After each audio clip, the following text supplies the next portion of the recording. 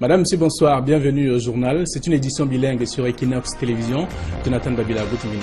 Bonsoir Flavien. Thanks, ladies and gentlemen, for joining us in this edition of the bilingual primetime newscast on Equinox Television live from our headquarters in Cameroon's economic capital, dwelling our top stories despite efforts by government and other stakeholders to get schools effectively operational in the two Anglophone regions of Cameroon. Many schools have remained closed, with others functioning but very timidly. A case in point in this newscast focuses on schools of the Cameroon Baptist Convention, 20% operational. La filière peau et cuir, bientôt parmi les activités qui comptent au Cameroun. Après plusieurs années de fonctionnement dans le maquis, le gouvernement vient de lui donner la valeur pour qu'elle compte parmi les structures que l'on respecte au Cameroun et comme ça se fait ailleurs. And past struggles placed the Northwest Funds Union (NOWEFO) into camps with two general assemblies organized in Kambe and Bamenda, with a majority of funds of the region attending the meeting of Bamenda and putting in place a new executive bureau to replace that led by Fonteche, whose mandate expired since 2015. Le patriarche Onambele Zibi repose désormais en paix dans son village natal. Il a été inhumé dans le strict respect traditionnel tel qu'il avait toujours souhaité de son vivant. Voilà pour le sommet de votre journal, madame, messieurs. Bienvenue à tous.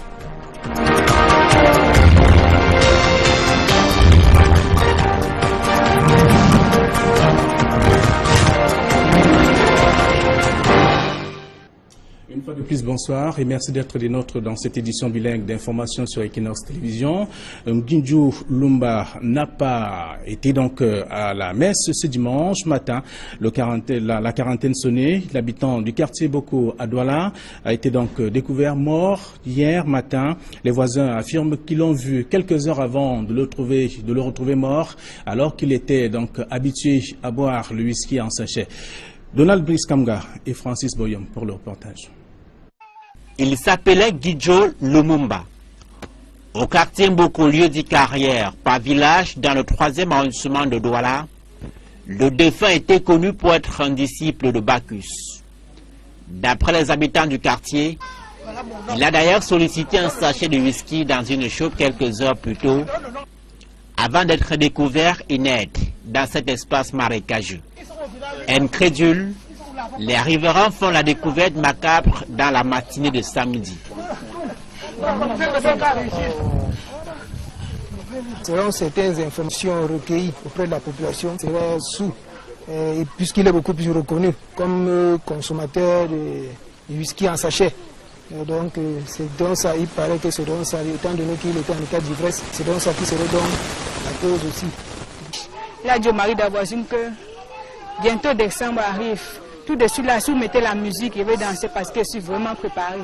J'attends, je vais amener mes filles se balader. Juste comme ça, après tout à l'heure, l'heure vu monter, le parti a acheté un lait caillé pour redescendre boire parce qu'on faisait lui vendre le fighter. Comme maintenant, si je suis à la cuisine avec la mère, la voisine de la marée, qui revient dire à la mère que c'est comme ça, on lui retrouve coton qui est couché à la marée. La mère alors a laissé ce qu'elle faisait courir pour venir regarder. En venant regarder, qu'on l'a déjà tiré, on l'a mis ici, il ne bougeait plus. Réputé jovial d'après son entourage, Guidjo s'en va à la quarantaine. Pour l'instant, rien n'indique la cause exacte du décès. Les populations ont aussitôt alerté la famille du défunt et la brigade de gendarmerie de Nilon pour les premiers constats. Le patriarche Émile Onambele Zibi repose désormais en paix dans son village natal. Le doyen, tel que certains l'appelaient, a été inhumé dans le respect traditionnel tel qu'il avait toujours souhaité de son vivant. Gizogo, reportage. Papa Onambele était pour moi beaucoup. Il aimait et défendait avec acharnement les traditions et c'est accompagné par celle-ci que le patriarche Émile Onambele Zibi a quitté la terre des hommes.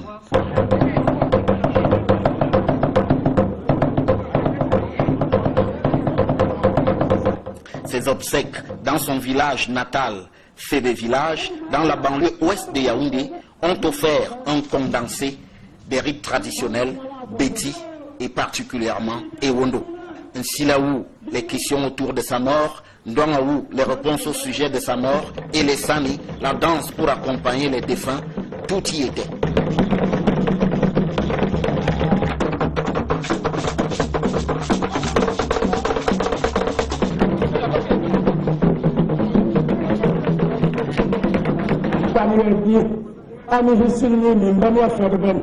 Et puis, pour couronner le tout, le chef de famille Mvok Chumbala, en guise de portrait final du disparu, a dit qu'il n'était pas de ceux qui mangeaient avec une cuillère et non une fourchette. Entendez les égocentriques.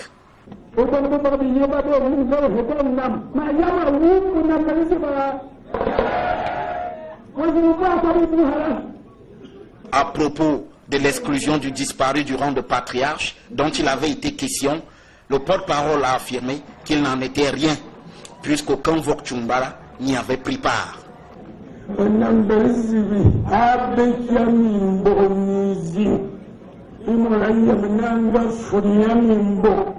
Ce sont désormais les souvenirs qui évoquent l'homme et son parcours. Nous sommes d'ici, de ce lieu, jusqu'à la mer, au Nambelete Mvok Chumbala. Et je dis hier et je le répète, c'était un brave, c'était le brave des braves. C'était quelqu'un d'entier, de courageux et je crois d'efficace. Comme héritage, il nous laisse le sens de la probité, le sens du travail, le sens de la défense de soi, le sens du patriotisme et le sens de l'union. À l'évidence, attaché à sa terre, Onambele Zibi y est retourné, porté en triomphe par toutes les ficelles traditionnelles de celle-ci. Parlons de toute autre chose à présent. C'est un ouf de soulagement pour les commerçants du marché plantain de Melon. C'est dans le département du Mungo. Après des mois de calvaire dû au mauvais état de la route qui leur permettait d'écouler les produits. Aujourd'hui, on peut déjà sauter de joie, en tout cas ces commerçants, parce que les travaux de réhabilitation de cette voie sont donc aujourd'hui engagés. Céline Djemba et Mirabel Mazo. Aux premières heures de la matinée chaque samedi, le marché de Melon inonde de vivres. Nous sommes au marché de Plantain. Dans cette zone commerciale, les clientes ont face à elles plusieurs variétés, du mûr au non-mûr et aussi du demi-mûr. Dans une atmosphère jadis colorée d'immondices et d'eau souillée, les vendeurs se disent soulagés de voir cet axe qui leur sert de marché mis en chantier pour de meilleures conditions. Cet endroit que vous voyez particulièrement servait beaucoup aux commerçants, aux marchands au Bayancé là, ceux qui s'occupent de plantain.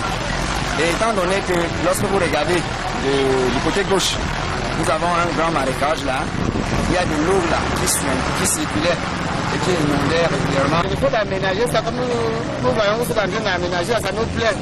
Ça nous donne l'argent au cœur parce que avec du temps quand vous avez fini, nous allons rester là-bas librement. Ça vaut aucun problème. Avant, il y avait la boue. Comme ça, nous serons à la boue pour le moment. L'arrondissement de Melon, un des plus grands bassins agricoles dans le département du Mungo, dispose d'une 50aine de villages. Ici, la banane plantain est mise en avant dans les cultures. Le bitumage de cette route vient donc non seulement épargner ses commerçants des odeurs nauséabondes, mais aussi assainir le panier de chaque ménagère qui vient s'y ravitailler. Une initiative très saluée par les populations qui en profitent pour soumettre quelques doléances. Il nous faut les engrais ici au marché, on souffre au soleil, on souffre dans la pluie, on n'a pas là où s'abriter. Ce qui nous manque encore, nous voulons qu'on baisse un peu dans la pluie.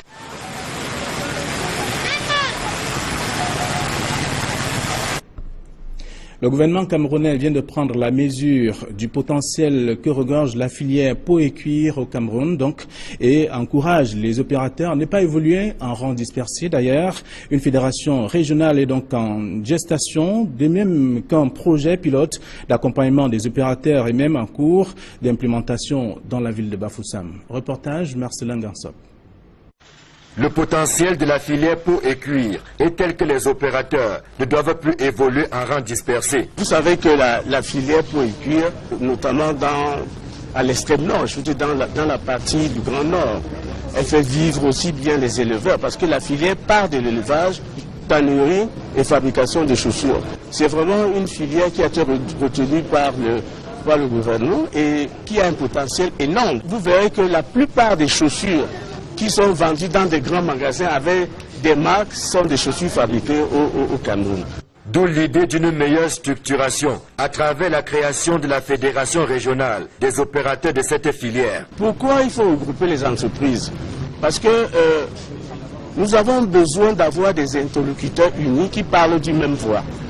Parce qu'à travers ces plateformes, l'action des pouvoirs publics sera beaucoup plus ciblée et sera beaucoup plus efficace. Donc, l'organisation des opérateurs économiques en association professionnelle, mais également en interprofession, constitue véritablement une action importante dans l'appui que le pouvoir public apporte à la compétitivité du secteur privé. Le gouvernement, à travers le comité de compétitivité, se dit prêt à donner le coup de pouce nécessaire à la redynamisation de la filière peau et cuir. La ville de Bafoussam sert de rampe de lancement d'un projet pilote qui va s'étendre dans d'autres villes du pays. Les investissements à partir de la tannerie tournent autour de 15 milliards. Bon, maintenant, depuis 2 ans, les pouvoirs publics ont mis en place un programme et nous sommes en train de faire un diagnostic et c'est ce diagnostic qui va nous permettre véritablement de cibler des mesures. Mais vous savez déjà, s'agissant du projet de Bafoussam, il y a un projet également qui est envisagé à Notakam, dans l'extrême nord. C'est vraiment des sommes importantes. Nous commençons par la région de l'Ouest. Il y a un potentiel énorme. Et si vous voyez ce qui est exposé là, vous voyez bien que nous n'avons pas besoin véritablement d'aller toujours chercher à l'étranger les chaussures. Et ils exportent vers la CEMAC aujourd'hui, dans tout le marché de la CAC. Mieux structurée et organisée en interprofession, la filière peau et cuir pourra jouer sa partition dans la réduction de la pauvreté, ce à travers la création de nombreux emplois. C'est un jeu qui vaut la chandelle. Faisons une balade. Partir de Douala pour la région de l'Ouest Cameroun et surtout par bus et le week-end, c'est un véritable calvaire pour les usagers. Il est d'ailleurs conseillé à ces usagers d'arriver dans des agences de voyage un peu plus tôt, des heures auparavant, pour espérer avoir une place dans un véhicule. D'ailleurs, à côté de cela, il y a aussi le coût élevé du transport. Dans ce voyage, François Dukoumé et Hippolyte Zangaou ont fait le parcours. Je vous propose de les suivre. Au cœur de la nuit, nous sommes au lieu du tonnerre Bepanda à Douala. C'est l'un des principaux sites de la capitale économique du Cameroun où l'on trouve des bus pour aller dans la région de l'Ouest. Nous arrivons vendredi, c'est le début du week-end. Les passagers sont plus nombreux qu'en semaine. Depuis un mois environ, les voyageurs font face à de nombreuses tracasseries. Nous sommes là depuis 18 heures, on n'a même pas encore de bus. Vraiment, avec les problèmes qui se trouvent maintenant à tourner, on a les difficultés de transport, vrai. Avec 3 heures parfois, si tu vas à Baham ou à Bafan ou à Batié, on te dit que non. Le chauffeur peut avoir ses passagers peut-être de Chang. Il te dit que bon, s'il vous plaît, excusez-moi. Vraiment, on ne peut plus vous amener parce que vous êtes le seul qui passait à Baham. On a chargé que les Bunda. C'est de plus en plus difficile puisqu'il y a moins de cars. Vous savez, généralement, les funérailles avec les enterrements, c'est plus le week-end. Voilà pourquoi les gens voyagent à partir de jeudi, vendredi, samedi. Je suis arrivé jeudi, je n'ai pas eu le bus pour pouvoir aller à Bouddha. C'était très compliqué, je suis rentré, c'est ce soir que j'ai eu donc une place par hasard. Et je suis là depuis 16 heures. C'est à 21 heures que j'ai eu la place. Pour ces passagers, cette situation est née de la suspension d'une des principales agences de voyage qui, grâce à son parc automobile assez fourni, avait amené les autres transporteurs qui vont dans la région de l'Ouest à harmoniser les prix. Nous sommes en train de payer à 5 000 francs ce soir, par exemple. Le week-end, c'était 3 500 ou 3 4 000. Mais 5 000 aujourd'hui, nous sommes vraiment dépassés. Les prix ont monté, on ne voit même pas les bus. On vous dit parfois 5 000. Nous, on paye 4 000 pour Baham. Mais maintenant, on paye 5 000. Même 5 000 là. Tu prends un bus, tu n'es même pas si tu dois voyager à 23 heures. Prêt à partir pour la région de l'Ouest Cameroun, mais à quel prix? de 3500 francs CFA il y a de cela encore quelques semaines. Aujourd'hui, le week-end, il faut débourser 5000 francs CFA, voire 6000 francs CFA par passager pour pouvoir allier une ville de la région de l'Ouest Cameroun. Les passagers affirment que depuis des semaines, c'est un véritable calvaire, principalement ici, à l'agence de Tonnerre Bipanda, dans la ville de Douala. En route pour la région de l'Ouest Cameroun, pour Equinox Télévision, François Dikoumé, Sylvestre Hippolyte Zangao. Bon voyage à vous. Le fichier politique camerounais s'est enrichi d'un nouveau parti politique, Debout le Cameroun. C'est le nom de ce parti, bien éduqué, bien soigné et bien jugé. Voilà les leviers sur lesquels s'appuie Roger Chantal Tulé, qui en est le président. Il pense qu'il peut apporter un changement positif dans ce Cameroun, qui est donc enfoui dans des décombres. Il faut sortir ce Cameroun de cette situation. Je vous propose le reportage de Marcelin Gansop. Il n'a qu'une dizaine de jours d'existence légale. Et pourtant, le parti politique dénommé Debout le Cameroun nourrit déjà de grandes ambitions. Debout le Cameroun, d'abord parce qu'il y a l'obligation de redresser ce pays. Pour qu'un pays évolue, pour qu'il marche, il faut qu'il soit debout. Le Cameroun a atteint de tels bas-fonds de putréfaction, de pauvreté, de misère et d'injustice, au point qu'aujourd'hui il y a une urgence. Il faut que le Cameroun se lève avant de recommencer à marcher. Pour nous, l'essentiel, c'est le Cameroun qui existait avant que nous ne soyons, qui sera quand nous serons partis. Le Cameroun est donc un objectif. Chantal Roger Tulé n'est pas nouveau sur la scène politique. L'UPC et le RDPC, pour ne citer que ces deux formations politiques, l'ont vu passer. Mais le président de Debout le Cameroun dit avoir encore à apporter à ses compatriotes, surtout par ces temps où l'unité et la cohésion nationale sont mises à rude épreuve. Voyez-vous, je considère la politique comme un car de transport qui part de Yaoundé pour Douala. Si le car de transport tombe en panne à Boumiébel, si l'objectif c'est Douala, eh bien vous avez le droit de changer de voiture. Debout le Cameroun, parce que j'ai l'impression que les trois leviers qui sont l'essentiel d'un pays n'existent plus au Cameroun. Un peuple qui est bien éduqué, qui est bien jugé et qui est bien soigné est déjà le fondement d'une république solide. Voilà la triptyque: soigner, éduquer et juger. Juger équitablement. Debout le Cameroun voit le jour à la veille des échéances dont le président de la République disait lointaines, mais qui sont devenues certaines. Une aubaine pour cette jeune formation politique. Est-ce que Debout le Cameroun pour les présidentielles? Oui, sans doute, pour toutes les échéances électorales. Parce que le président national de Debout le Cameroun remplit toutes les conditions pour devenir candidat à cette échéance électorale. Je suis de ceux qui ont flirté avec l'ECAM. Je peux rappeler ici que j'ai été, je le pense, victorieux aux élections municipales à Yaoundé 6e. Qu'en seulement 3 semaines, nous avons fait 6417 voix. Cela veut dire que nous comptons. Cela veut dire que le peuple compte sur nous. Cela veut dire que le peuple doit compter sur nous. Debout le Cameroun, dont l'autorisation ministérielle date du 14 novembre 2017, démarre officiellement ses activités en janvier 2018. Le temps de pénétrer le cœur des Camerounais. Et c'est avec cet élément que nous mettons un terme à cette première partie du journal bilingue. La version anglaise est avec vous, Jonathan Babila. Vous nous dites que les chefs traditionnels du Sud-Ouest sont très en colère. Ils sont d'ailleurs divisés.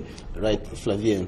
A power crisis rocking the Northwest Funds Union, NOWEFO, splitting the association into camps. Calls of funds of the Northwest region of Cameroon boycotted the elective General Assembly in Kambe yesterday and rather converged on the regional capital, Bamenda, where they elected the fund of Mbot, His Royal Highness Sheikh Barnabas, as president of NOWEFO. They withdrew from the General Assembly in Kambe on grounds that the outgoing bureau of NOWEFO, led by Fonteche, is disrespecting the association's constitution. Imimefu has more. Power tussle has continued to prevail at the Northwest Funds Union, despite order from the Prime Minister, head of government, and the Mezam High Court for constitutional and leadership change at NOWEFO. As an elective General Assembly called by the outgoing President Fonteche was taking place in Kambe, Ndunga Manjung division of the Northwest region, a faction of NOWEFO gathered in Bamenda for a similar exercise. This was the outcome of the Bamenda meeting. Northwest Funds Union, His Royal Majesty Fonche Barnabas Mbonui, the second of Mbot, President General-elect of the Northwest Funds Union, NOWEFO, has the honor to make public the newly elected NOWEFO Executive Bureau with Fonche Barnabas Mbonue, the second of Mbot as President General, Fon Yakum Kevin Telvi of Bambalang as Secretary General, and Fon Asana, the second of Njong, as Treasurer General. Fonche Barnabas Mbonue, the Fon of Mbot, is from Donga Manto, the division where the new president of Nowefo was expected to be selected. When reporters sought to know how legitimate the move is, given that other Nowefo members were meeting in Kambe and Do, the Fons replied by saying that they are backed by the constitution. What it is taking place there, it is a fake and selfish gain people who have modified a certain constitution which we have never adopted it. We are following our constitution of 1999 till the 7 divisions of the whole Northwest. It's true. Before reports from the chief town of Ndonga Mantung indicate that the Fon of Kambe was made new Nowefo president by the outgoing bureau. The Fons in Bamenda explained that their decision to withdraw from the elective General Assembly followed allegations of how the outgoing president was nursing plans to modify the constitution and create the post of president of General Assembly at Nowefo. To these custodians of the Northwest tradition, only a General Assembly has the power to change the Nowefo constitution and not an executive meeting or an individual. And we must work with the old constitution, and the constitution will never be tampered on. And we have to do it to maintain the culture of the Northwest Traditional Rulers Union. The reaction of the outgoing president of the Northwest Fons Union is still awaited. Fonteche of Ngenbua in Momo Division of the Northwest Region of Cameroon doubles as senator was elected on March 16, 2012 for a 3-year mandate which expired in March 16, 2015. Still in the Northwest region of Cameroon, we now take you to Bafut to show you the deplorable state of roads running across the municipality. However, the council of that part of the country is undertaking some measures, some actions as well to remedy the situation. Catherine Kone has more. We have very bad roads in Bafut, being made up of 54 villages.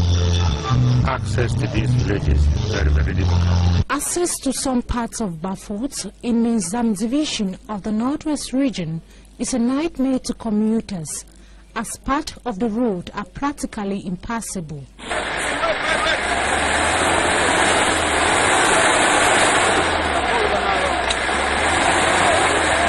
The extremely bad state of the road has been in this ugly shape for several decades without rehabilitation and maintenance.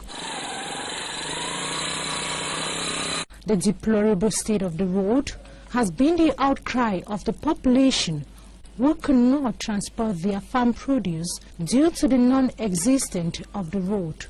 Transportation fare increase as inhabitants grumble in obscurity. The road was an avid concern to authorities in charge to rehabilitate and maintain it. A heavy-duty equipment was donated by the Bafut Council for the rehabilitation of the road. The initiative of the mayor is being seen as a welcome relief to road users who have been undergoing a great ordeal in course of using the road.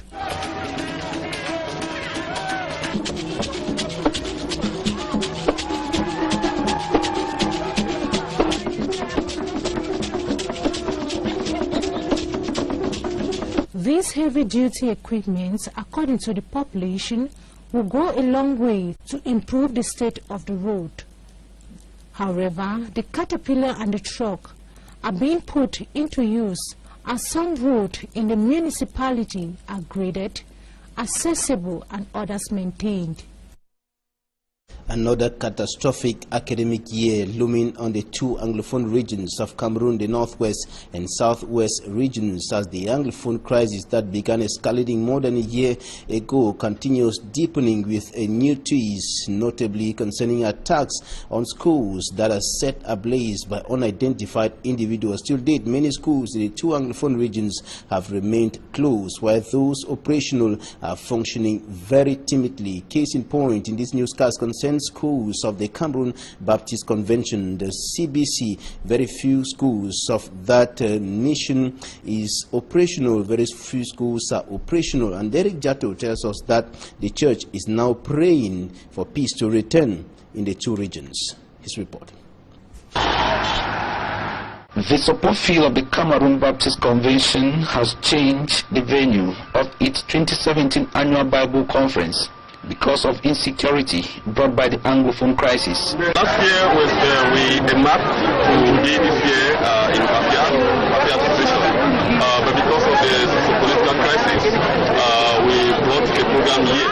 Now taking place at Ebenezer Baptist Church in Great Sopoboya.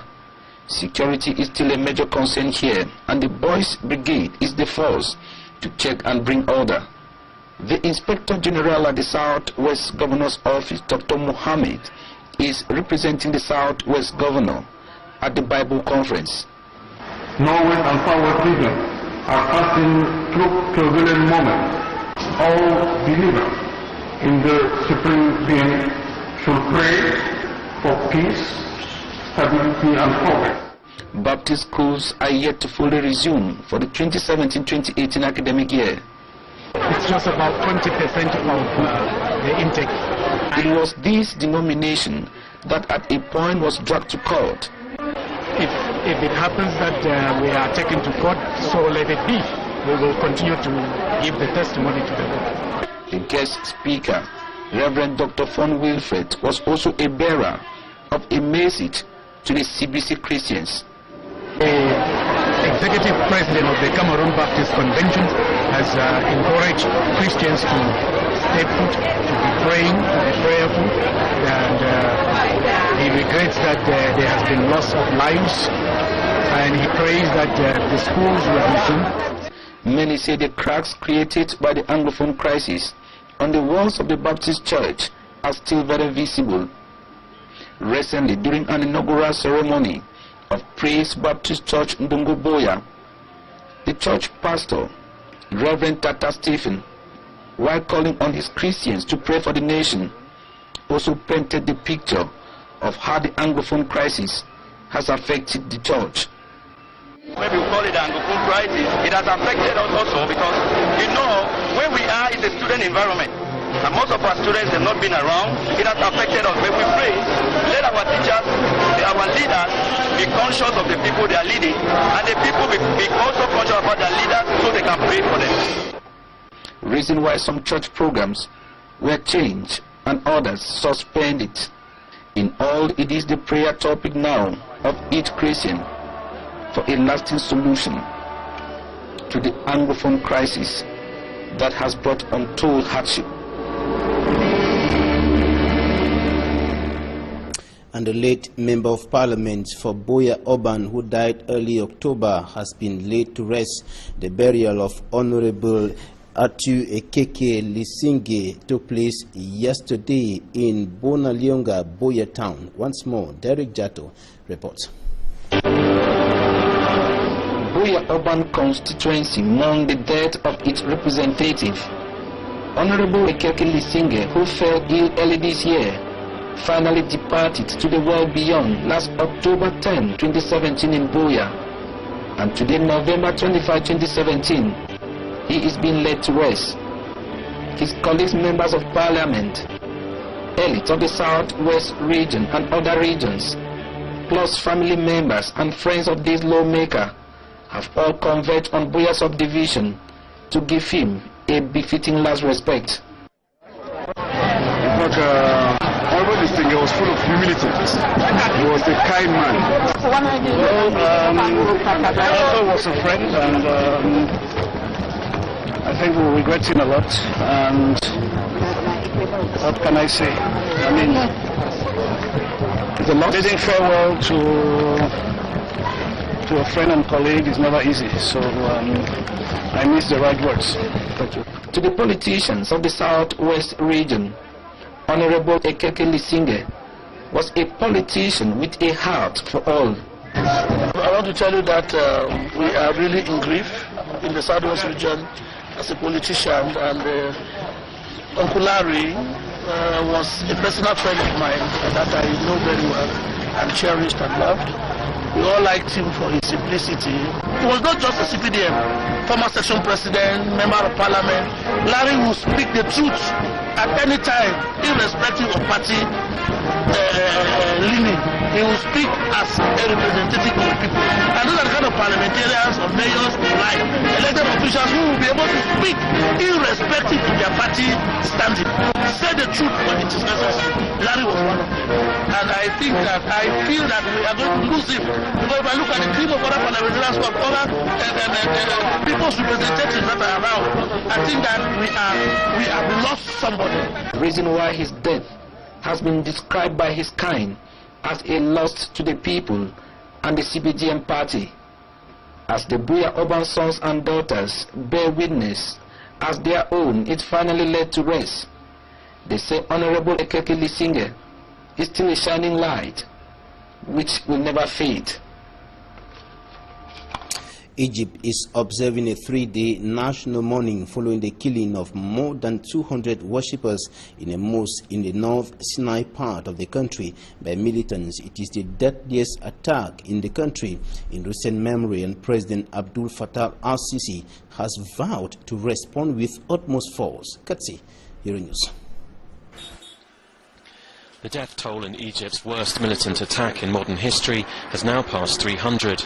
Militants stormed a Sufi mosque near El Arish town in northern Sinai province and sprayed gunfire at worshippers during Friday prayers. No one has claimed responsibility, but the government has blamed so-called Islamic State. ISIL may have been motivated to attack the mosque because they regard Sufis as unbelievers who revere saints and shrines. That would mark a change in strategy. They've been attacking the security services on an almost daily basis, and more occasionally, Christians and their churches in mainland Egypt. In response, the military bombed suspected militant sites in the Sinai desert, and President al-Sisi declared 3 days of mourning. The Islamist insurgency in Sinai began after President Mohamed Morsi, who supported the Muslim Brotherhood, was toppled by the military and al-Sisi in 2013. Analysts say the Islamic State group want to carve out a statelet in the Sinai region, similar to the one they had in Syria and Iraq. But if they did massacre hundreds of Muslims in a mosque, public opinion in Egypt would almost certainly harden against them. And that's it for this bilingual prime time of the news, prime time edition of the news on Equinox Television. Thank you for staying with us. To have a nice time in the company of our programs. Goodbye. Good night, Fabien. Bonsoir, bonsoir à vous, bonsoir à tous les téléspectateurs. Demain, 7h, c'est une édition d'information sur votre chaîne. Au revoir.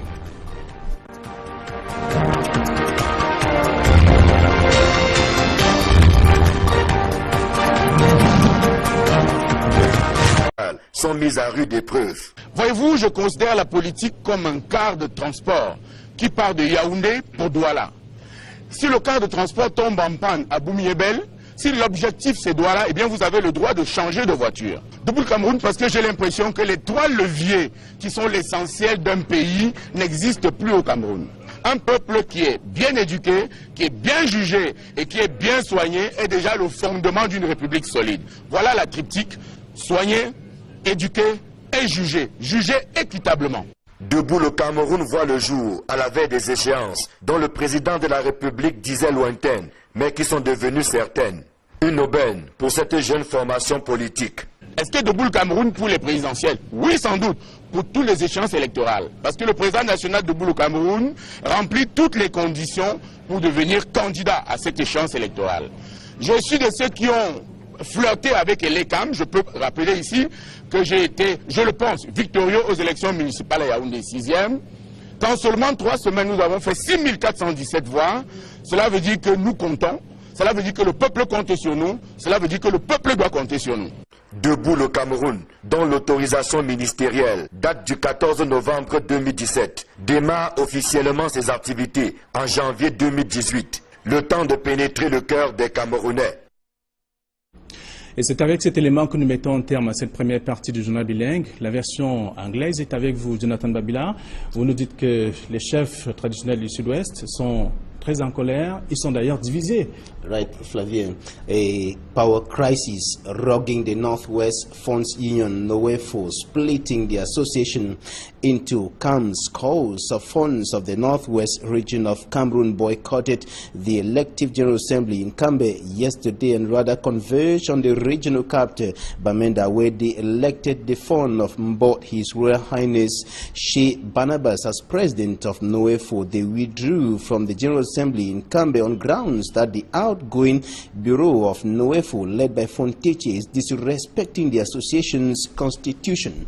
Imimefo has more. Power tussle has continued to prevail at the Northwest Funds Union, despite order from the Prime Minister, head of government, and the Mesam High Court for constitution and leadership change at NOWEFO. As an elective General Assembly called by the outgoing President Fonteche was taking place in Kambe, Ndonga Manjung division of the Northwest region, a faction of NOWEFO gathered in Bamenda for a similar exercise. This was the outcome of the Bamenda meeting. Northwest Funds Union, His Royal Majesty Fonche Barnabas Mbonyi, the second of Mbot, President General-elect of the Northwest Funds Union, NOWEFO, has the honor to make public the newly elected NOWEFO Executive Bureau with Fonche Barnabas Mbonyi, the second of Mbot, as President General, Fon Yakum Kevin Telvi of Bambalang as Secretary General, and Fon Asana, the second of Njong, as Treasurer General. Fonche Barnabas Mbonyi, the fund of Mbot, is from Ndonga Manjung, the division where the new president of NOWEFO was expected to be selected. When reporters sought to know how legitimate the move is, given that other NOWEFO members were meeting in Kambe and Ndu, the funds replied by saying that they are backed by the constitution. What it is taking place there, it is a fake and selfish gain people who have modified a certain constitution which we have never adopted it. We are following our constitution of 1999 till the 7 divisions of the whole Northwest. It's true. Before reports from the chief town of Ndonga Manjung indicate that the fund of Kambe was met new NOWEFO president by the outgoing bureau. The funds in Bamenda explained.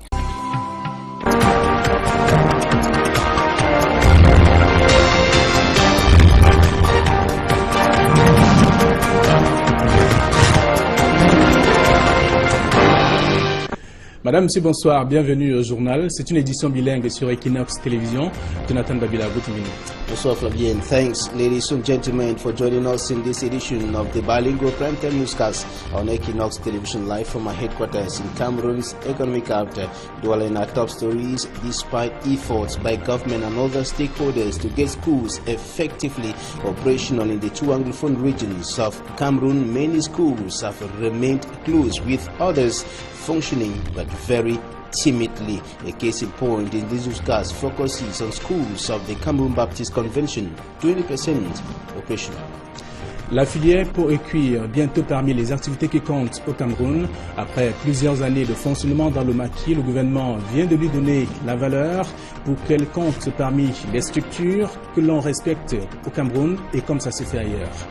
And past struggles placed the Northwest Funds Union, NOWEFO, into camps with 2 general assemblies organized in Kambe and Bamenda, with a majority of funds of the region attending the meeting of Bamenda and putting in place a new executive bureau to replace that led by Fonteche, whose mandate expired since 2015. Le patriarche Onamele Zibi repose désormais en paix dans son village natal. Il a été inhumé dans le strict respect traditionnel tel qu'il avait toujours souhaité de son vivant. Voilà pour le sommet de votre journal, madame, messieurs. Bienvenue à tous.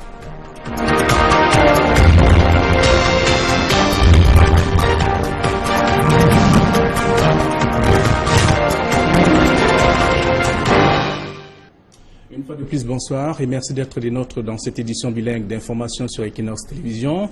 Nginju Lumba n'a pas été donc à la messe ce dimanche matin. La quarantaine sonnée. L'habitant du quartier Boko à Douala a été donc découvert mort hier matin. Les voisins affirment qu'ils l'ont vu quelques heures avant de le retrouver mort, alors qu'il était donc habitué à boire le whisky en sachet. Donald Brice Kamga et Francis Boyom pour le reportage. Il s'appelait Guijo Lumumba. Au quartier Mboko, lieu dit carrière, par village, dans le 3e arrondissement de Douala, le défunt était connu pour être un disciple de Bacchus. D'après les habitants du quartier, il a d'ailleurs sollicité un sachet de whisky dans une chope quelques heures plus tôt, avant d'être découvert inerte dans cet espace marécageux. Incrédules, les riverains font la découverte macabre dans la matinée de samedi. Selon certaines informations recueillies auprès de la population, c'est sous, puisqu'il est beaucoup plus reconnu comme consommateur de whisky en sachet. Donc c'est donc ça, il paraît que c'est donc ça, étant donné qu'il était en état d'ivresse, c'est donc ça qui serait donc la cause aussi. Là, Dieu Marie d'Avoisine que bientôt décembre arrive. Tout de suite là, si vous mettez la musique, je vais danser parce que je suis vraiment préparée. J'attends, je vais amener mes filles se balader. Juste comme ça, après tout à l'heure, l'heure vu monter, le parti acheter un lait caillé pour redescendre boire parce qu'on faisait lui vendre le fighter. Comme maintenant, si je suis à la cuisine avec la mère, la voisine de la marée court, il vient dire à la mère que c'est comme ça, on lui retrouve Coton qui est couché à la marée. La mère alors a laissé ce qu'elle faisait, courir pour venir regarder. En venant regarder, quand on l'a déjà tiré, on l'a mis ici, il ne bougeait plus. Réputé jovial d'après son entourage, Guijo s'en va à la quarantaine.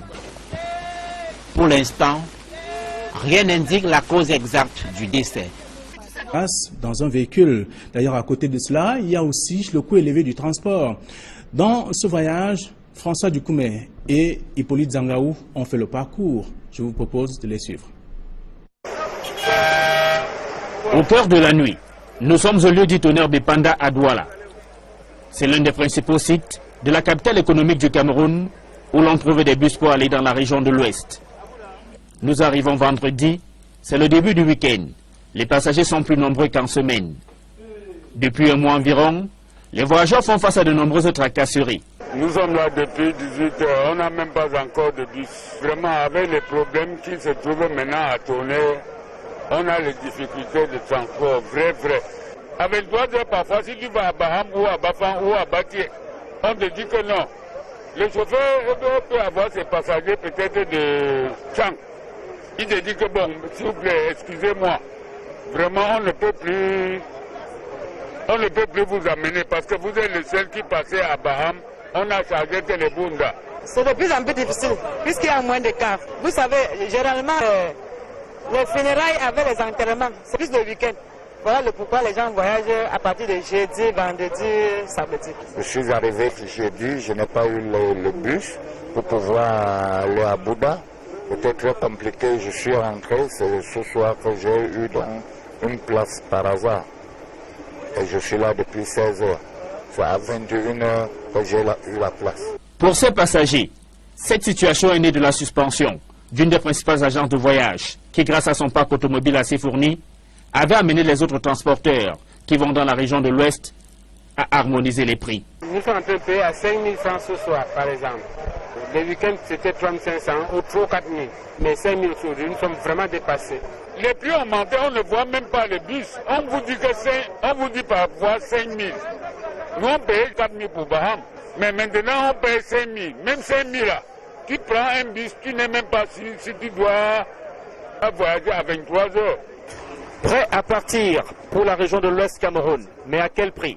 De 3 500 francs CFA, il y a de cela encore quelques semaines. Aujourd'hui, le week-end, il faut débourser 5 000 francs CFA, voire 6 000 francs CFA par passager pour pouvoir rallier une ville de la région de l'Ouest Cameroun. Les passagers affirment que depuis des semaines, c'est un véritable calvaire, principalement ici, à l'agence de tonnerre du Panda, dans la ville de Douala. En route pour la région de l'Ouest Cameroun. Pour Equinox Télévision, François Dukoumé, Sylvestre Hippolyte Zangaou. Bon voyage à vous. Le fichier politique camerounais s'est enrichi d'un nouveau parti politique, Debout le Cameroun. C'est le nom de ce parti. Bien éduqué, bien soigné et bien jugé.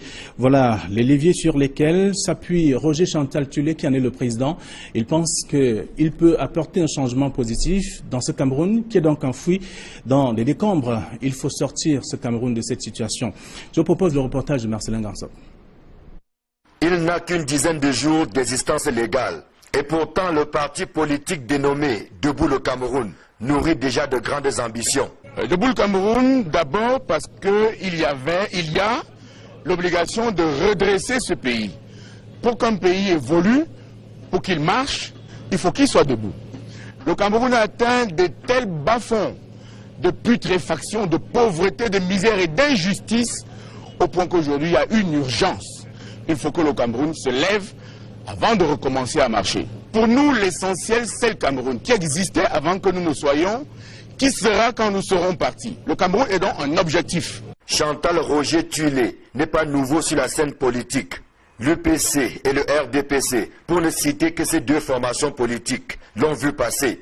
Mais le président de Debout le Cameroun dit avoir encore à apporter à ses compatriotes, surtout par ces temps où l'unité et la cohésion nationale. On s'est en train d'aménager, ça nous plaît. Ça nous donne l'argent au cœur parce que avec du temps quand vous avez fini, nous allons rester là-bas librement. Ça vaut aucun problème. Avant, il y avait la boue.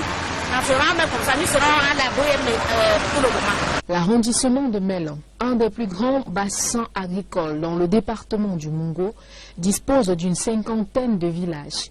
Ici, la banane plantain est mise en avant dans les cultures. Le bitumage de cette route vient donc non seulement épargner ses commerçants des odeurs nauséabondes, mais aussi assainir le panier de chaque ménagère qui vient s'y ravitailler. Une initiative très saluée par les populations qui en profitent pour soumettre quelques doléances. Il nous faut les engrais ici au marché, on souffre au soleil, on souffre dans la pluie, on n'a pas là où s'abriter. Ce qui nous manque encore, nous voulons qu'on baisse un peu dans la pluie.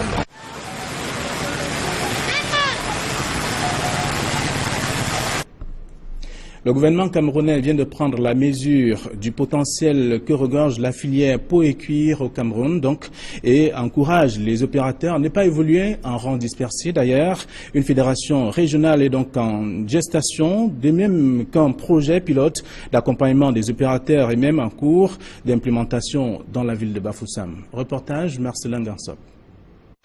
Le potentiel de la filière peau et cuir est tel que les opérateurs ne doivent plus évoluer en rang dispersé. Vous savez que la filière peau et cuir, notamment à l'extrême nord, je veux dire dans la partie du Grand Nord, elle fait vivre aussi bien les éleveurs parce que la filière part de l'élevage, tannerie et fabrication de chaussures.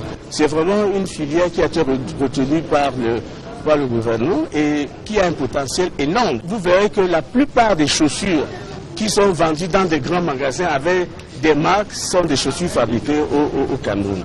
D'où l'idée d'une meilleure structuration à travers la création de la fédération régionale des opérateurs de cette filière. Pourquoi il faut regrouper les entreprises? Parce que nous avons besoin d'avoir des interlocuteurs unis qui parlent d'une même voix. Parce qu'à travers ces plateformes, l'action des pouvoirs publics sera beaucoup plus ciblée et sera beaucoup plus efficace. Donc, l'organisation des opérateurs économiques en association professionnelle, mais également en interprofession, constitue véritablement une action importante dans l'appui que le pouvoir public apporte à la compétitivité du secteur privé. Le gouvernement, à travers le comité de compétitivité, se dit prêt à donner le coup de pouce nécessaire à la redynamisation de la filière peau et cuir. La ville de Bafoussam sert de rampe de lancement d'un projet pilote qui va s'étendre dans d'autres villes du pays. Les investissements à partir de la tannerie tournent autour de 15 milliards.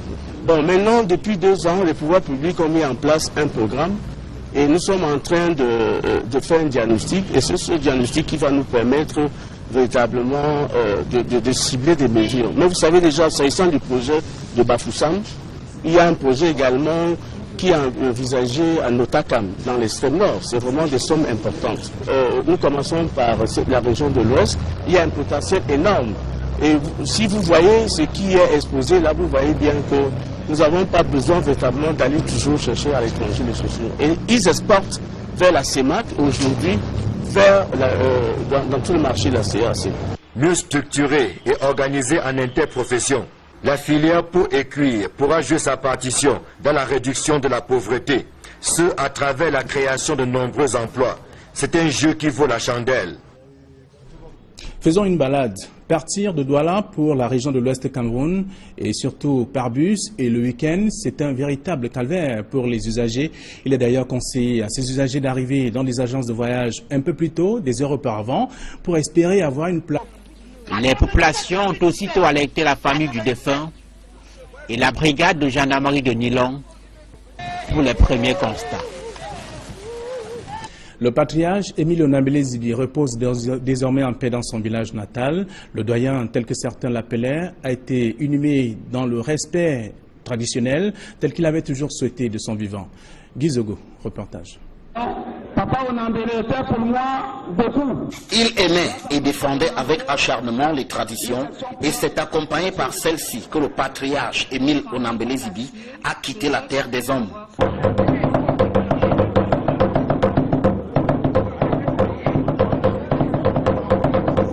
Ses obsèques dans son village natal, Fébé Village, dans la banlieue ouest de Yaoundé, ont offert un condensé des rites traditionnels, Béti et particulièrement Ewondo. Ainsi là où les questions autour de sa mort, Ndongaou, les réponses au sujet de sa mort, et les Sani, la danse pour accompagner les défunts, tout y était.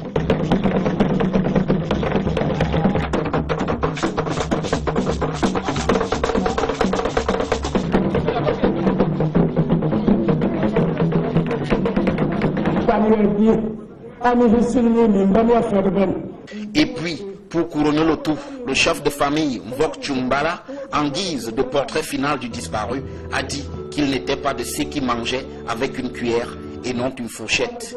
Entendez les égocentriques.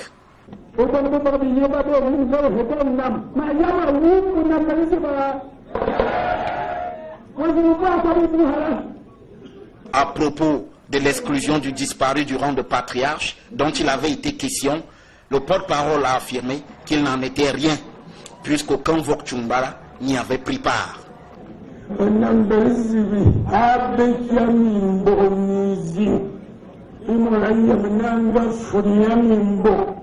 Ce sont désormais les souvenirs qui évoquent l'homme et son parcours. Nous sommes d'ici, de ce lieu, jusqu'à la mer.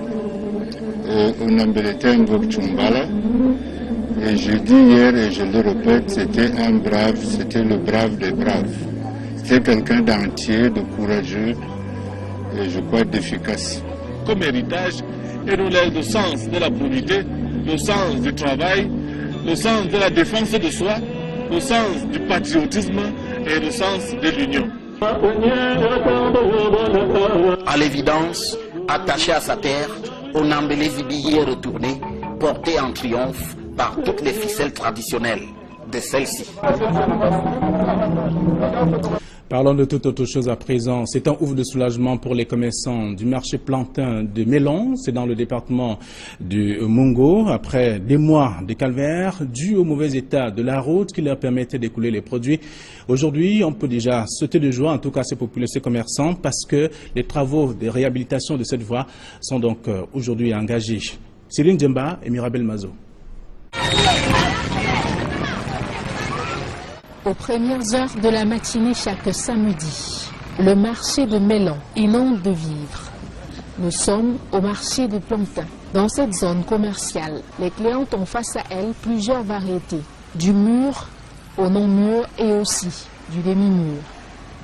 Dans une atmosphère jadis colorée d'immondices et d'eau souillée, les vendeurs se disent soulagés de voir cet axe qui leur sert de marché mis en chantier pour de meilleures conditions. Cet endroit que vous voyez particulièrement servait beaucoup aux commerçants, aux marchands, aux baillançais là, ceux qui s'occupent de plantain. Et étant donné que lorsque vous regardez du côté gauche, nous avons un grand marécage là, il y a de l'eau là qui circulait et qui inondait régulièrement. Il faut l'aménager ça comme nous